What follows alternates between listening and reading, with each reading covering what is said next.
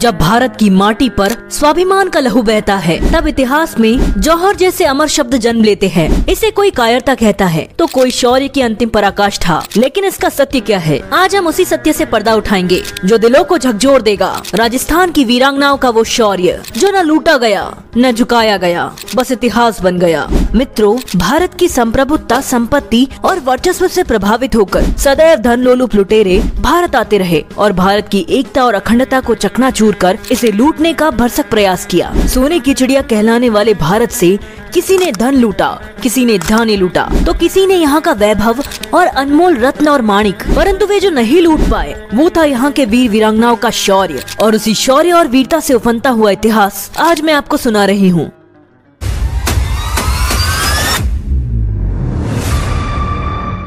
जौहर की ये गाथा है विशेषतः राजस्थान की। राजस्थान भारत की वह भूमि जिसके भाग्य में सर्वाधिक युद्ध और संघर्षों का इतिहास रहा। यह भूमि साक्षी रही उन वीरों की वीरता और उन वीरांगनाओं के शौर्य की जिन्होंने अपनी मातृभूमि के रक्षार्थ, चाहे खिलजी जैसे पिशाच हो या मुगलों जैसे आतंकी क्रूर लुटेरे या फिर अंग्रेज जैसे धूर्त सत्ता लोलुप ही क्यों न हो, उन्हें पग पग पर इस भूमि के पुत्रों ने रणांगन में पछाड़ा और परिणाम स्वरूप विजय या वीरगति स्वीकार की। और इसका कारण था यहाँ की वीर माताओं के संकल्प ने ऐसी संतानों को जन्म दिया था जिन्होंने भय शब्द को जीवन में कभी प्रवेश ही नहीं करने दिया। उन क्षत्राणियों के रक्त में ऐसी उबाल थी कि चाहे अपनी मातृभूमि के लिए रणांगन में शत्रुओं पर महाकाली बनकर टूटना हो या अग्नि में सर्वस्व बलिदान ही क्यों न करना हो, वे सदैव तत्पर रहा करती थी। और उन्हीं महान नारियों का इतिहास है जौहर। परंतु जौहर का इतिहास समझने से पूर्व आपको उस पाश्विक मानसिकता को जानना होगा जिसने भारत की नारियों के अदम्य शौर्य और बलिदान को ललकारा।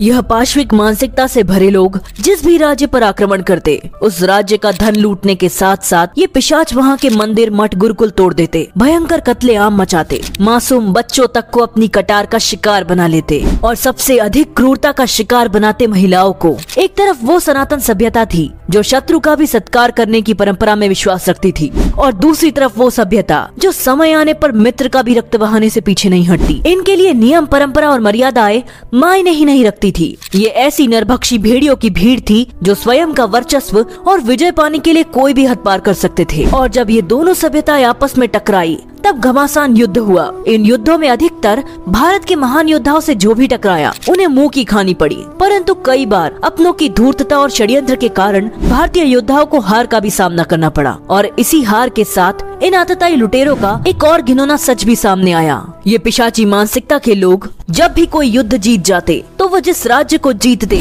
वहाँ की स्त्रियों के साथ बर्बरता करना आरंभ कर देते। वे कोई आयु नहीं देखते, नवजात हो, बच्ची हो, बूढ़ी हो, गर्भवती हो, हर आयु और अवस्था की युवती के साथ बलात्कार करते और उन्हें सेक्स स्लेव बना देते। इस प्रजाति के लिए नारी का अर्थ ही था उपभोग की वस्तु। वे युद्ध में जीती हुई महिलाओं को अपने हरम में फेंक देते और उनका मानसिक और शारीरिक शोषण किया करते। अपनी विजय की प्रदर्शन के लिए भोगवादी भेड़िए स्त्रियों को नग्न कर पूरे बाजार में घुमाते। और सबसे घिनौना सच तो इनका ये कि जब स्त्रियों की मृत्यु हो जाती तो वे मृत्यु के पश्चात भी उन महिलाओं के शवों से बलात्कार करते। और उनकी इसी विचारधारा से परिचित थी भारत की महान नारियां। ऐसा कदापि नहीं था कि उन नारियों को युद्ध करना नहीं आता था, परंतु वे नारियां ये सत्य जानती थी कि यदि वे युद्ध कर भी लेगी तो ये वो प्रजाति है जो उनके शवों तक को नहीं छोड़ेंगे। इसीलिए उन्होंने युद्ध न चुनकर एक कठिनतम मार्ग चुना, जो था अग्नि में समाविष्ट हो जौहर कर लेना, जिससे ये भोगवादी आतताई राज्य जीत कर भी कभी जीत नहीं पाए और इन आक्रांताओं के हाथों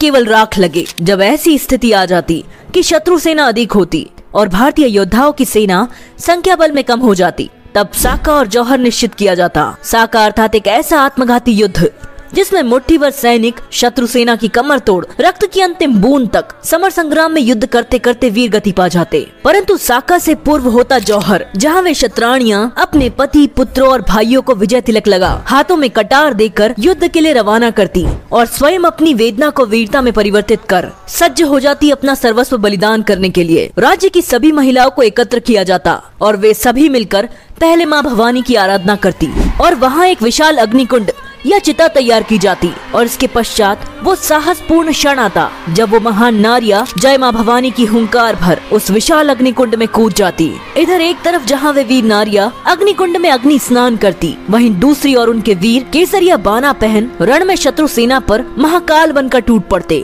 और लड़ते लड़ते वीर गति पा जाते। वैसे तो हमारे धर्म में 7 फेरों में अग्नि को साक्षी मान 7 वचन दिए जाते हैं, किंतु मेरा मानना है कि जौहर की ज्वाला की वो अग्नि उस 8वें वचन की साक्षी रही जो नारी स्वयं को देती है प्राणों से ऊंचा मान का स्थान। सच कहूँ तो रोंगटे खड़े कर देता है ये इतिहास। कई स्थानों पर ऐसा वर्णन आता है कि जौहर की लपटों से आने वाला ताप भी ये मलेच्छ सहन नहीं कर पाते थे, और मेरे मत से उसका कारण उस अग्नि का ताप नहीं बल्कि उन क्षत्राणियों के सतीत्व की वो शक्ति थी जिनके लिए अग्नि का आलिंगन करना आसान था। ऐसी जौहर की विशाल अग्नि देख आतताई भय से आतंकित हो जाते थे, मानो क्षत्राणियों की जय भवानी की गूंज उनके कानों के पर्दे फाड़ देगी, क्योंकि वो जिस नारी को भोग समझते थे उसी नारी का अग्नि से योग होता देख इन वासना के उपासकों की आत्मा चित्कार मचाने लगती, मानो उन आतताइयों की आत्मा भी उनसे कह रही हो उन्हें जीत कर भी केवल राख हाथ लगी। और जौहर का मुख्य उद्देश्य भी यही था कि आक्रमणकारियों को यह एहसास दिलाया जाए कि अगर वे युद्ध जीत भी जाए तो वे भारत की महिलाओं के सम्मान और अस्मिता को कभी नहीं छीन सकते,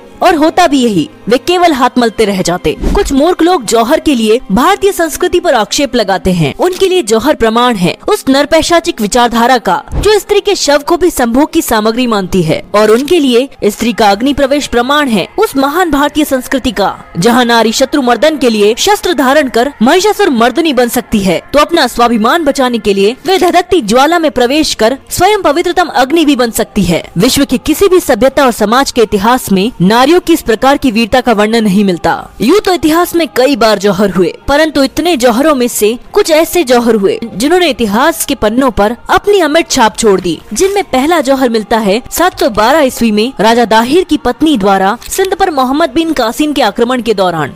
जैसलमेर का जौहर। जैसलमेर में 2 प्रमुख जौहर हुए, जिनमें से पहला जौहर सन 1294 में रावल मूलराज और रावल रतन सिंह की पत्नियों द्वारा किया गया, और दूसरा जौहर सन 1315 में फिरोज शाह तुगलक के आक्रमण के दौरान हुआ।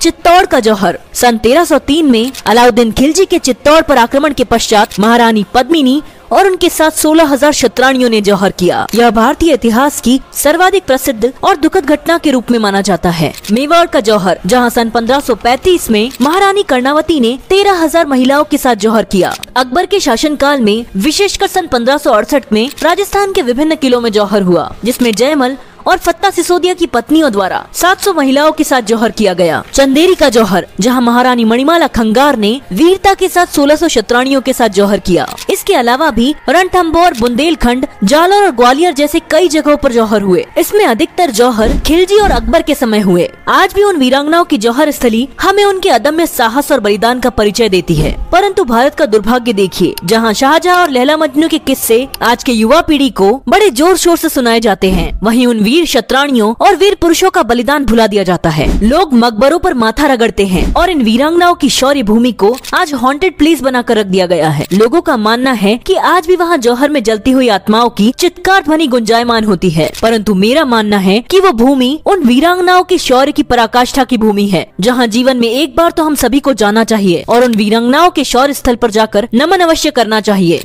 इतिहास में इतने जौहर होने के बाद भी मुझे आश्चर्य होता है कि कुछ लोग आजकल न इतिहास पढ़ते हैं न इतिहास जानते हैं, बस मुंह उठाकर कुछ भी बोल देते हैं। और जब से सोशल मीडिया आया है तब से तो मानो लोगों को बोलने का परमिट मिल गया है। कोई भी माइक उठाता है और कुछ भी उटपटांग बोलना चालू कर देता है, और ऐसे लोग जौहर को क्रिटिसाइज करने के लिए जौहर को नारियों पर अत्याचार और हिंसा बता देते हैं। लेकिन ये वही ढोंगी लोग हैं जो कभी मुगलों, तुर्कों और यवनों की क्रूरता या उनकी पाशविक राक्षसी वृत्ति के बारे में वर्णन तक नहीं करते। ये कभी बताते ही नहीं है कि ये धूर्त आतताई वही लोग हैं जो स्त्रियों के शवों तक को नहीं छोड़ते थे। इनमें से कुछ तो इतने अधिक मूर्ख है कि मेकअप पोत कर मुगलों के हरम में स्त्रियों के अधिकार तक की गप हाँक देते हैं। मगर ये आँख के अंधे और बुद्धि से शून्य लोग कभी मुगलों और तुर्कों द्वारा किए गए कुकृत्य नहीं सुनाते। मुगलों और तुर्कों की चाटुकारी करने में इनकी जिह्वा इतनी मलिन हो चुकी है कि ये जब भी मुंह खोलते हैं असत्य का प्रलाप करते हैं। ये इतना भी नहीं सोचते कि उन स्त्रियों को या उनके परिवारों को कोई शौक नहीं था धधकती लपटों में जलने का। ये मूर्ख कभी उसके पीछे के कारणों पर बात ही नहीं करना चाहते। और इनमें से ही एक मूर्ख तो यहाँ तक बोल देती है कि यदि मैं उस समय रानी की जगह होती तो जौहर कभी नहीं करती। तो उस चमन चिंदी को ये जानना बहुत जरूरी जरूरी है कि शराब, कबाब और गांजा सूंघकर चरित्र की चिंदी बनाने वालियों को चरित्र और स्वाभिमान जैसे शब्द सपने में भी समझ नहीं आने वाले।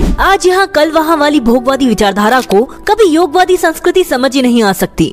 जौहर पर तंज कसने वाले ये वही लोग हैं जो इतिहास की नारियों से अपेक्षा करते हैं कि वे मुगलों की भोग दासियां बन जाती, परंतु वे जौहर नहीं करती। लेकिन इसमें कोई बड़ा आश्चर्य नहीं है। हर रोज साथी बदलने वाले क्या ही जानेंगे भारत की अमूल्य विरासत के विषय में। जौहर को समझना है तो उस महानतम विचारधारा को समझना होगा जो जीवित अग्नि दाह कर लेती है, परंतु किसी आतताई के हाथ नहीं आती। आज कुछ लड़कियां तो यहाँ तक है कि उनकी उंगली छिल जाए तो आंसुओं का समुद्र बना देती है। उन्हें एक बार आंख बंद करके उस अग्निकुंड के विषय में सोचना चाहिए जिसमें उन सतियों ने जौहर किया। जौहर पर उल्टी सीधी टिप्पणियां करने वालियां प्रतिदिन शरीर की चमड़ी में आसक्त हो शरीर को दिखावे का साधन मानती है। ये लोग कपड़े को आधा कर सोशल मीडिया पर ठुमके लगाते हैं। इनके लिए सोशल मीडिया पर मुजरा करना इनके स्वाभिमान और चरित्र से बड़ा है, क्योंकि चरित्र क्या है वो इन बेचारियों को पता ही नहीं है। ये लोग शायद कभी समझ ही नहीं सकते उन वीरांगनाओं का अमूल्य बलिदान जिनके पूर्वजों ने अपने वंशजों को गुलामी से बचाया। लेकिन ऐसा नहीं है कि जो इतिहास में हुआ वो अब नहीं हो रहा। आए दिन हमें आज भी ऐसे ही उदाहरण देखने को मिल रहे हैं जहां हिंदू बेटियों को 35 और 50 टुकड़ों में बांटा जा रहा है। कहीं फ्रिज में तो कहीं सूटकेस में पैक किया जा रहा है। कहीं वो खुद मुजरा कर रही है तो कहीं उन्हें भोग की वस्तु बनाकर बेचा जा रहा है। और उस पर आज के समाज की चुप्पी बड़ी गंभीरता का विषय बन गई है।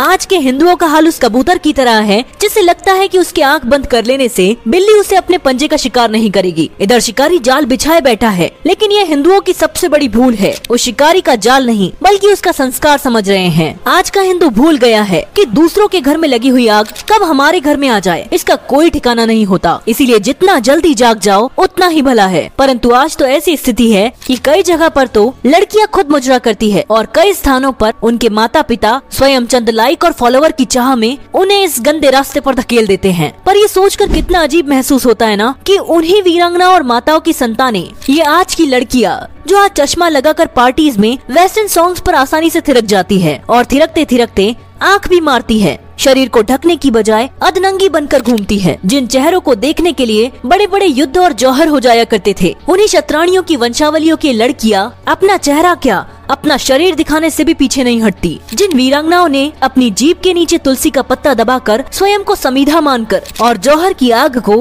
हवन कुंड की अग्नि मानकर स्वयं जौहर कर लिया, उन माओं का उत्साह, उन वीर शतरानियों की रगों का खून आज कैसे पानी और दारू में बदल गया, ये मुझे बहुत बड़ी अचरज में डाल देता है। इन लड़कियों में अंश तो आज भी उन्हीं माँ भवानी की उपासिकाओं का है। नारित्व और ममत्व के साथ साहस का वो प्रतिबिंब आज भी इन्हीं लड़कियों में अंश रूप में अव्यक्त बह रहा है। लेकिन प्रश्न ये है कि क्या ये उस भाव को कभी पहचान पाएगी? मेरा मानना है कि यदि सौभाग्य हुआ और उनके माता पिता की समझ ऊंची रही और कोई उन्हें उनका इतिहास सुनाए तो वे अवश्य स्वयं को पहचानेगी। आपको उन लड़कियों को बताना होगा कि भारत की नारियों, ये नाच गाना और अंग प्रदर्शन तुम्हारे लिए बना ही नहीं है। तुम तो महानतम गौरव हो। तुम्हारा पद तो महिषासुर मर्दिनी, झांसी की रानी, रानी पद्मिनी जैसी शतरानियों के रक्त को गौरवान्वित करने के लिए हुआ है। तुम पथ पर पड़ी हुई प्रदर्शनी नहीं बल्कि तुम विश्व की चेतना हो। इसीलिए स्वयं को प्रदर्शनी नहीं बल्कि राष्ट्र की पथ प्रदर्शनी बनाओ। मैं इस वीडियो के सार भाग में ये कहना चाहूंगी कि यदि पर्याप्त मात्रा में इस विषय पर और नारीत्व के साहस के मनोवैज्ञानिक विश्लेषण पर यदि आप और अधिक सुनना चाहते हैं तो मैं इस वीडियो का अगला भाग अवश्य बनाऊंगी। आज की ये वीडियो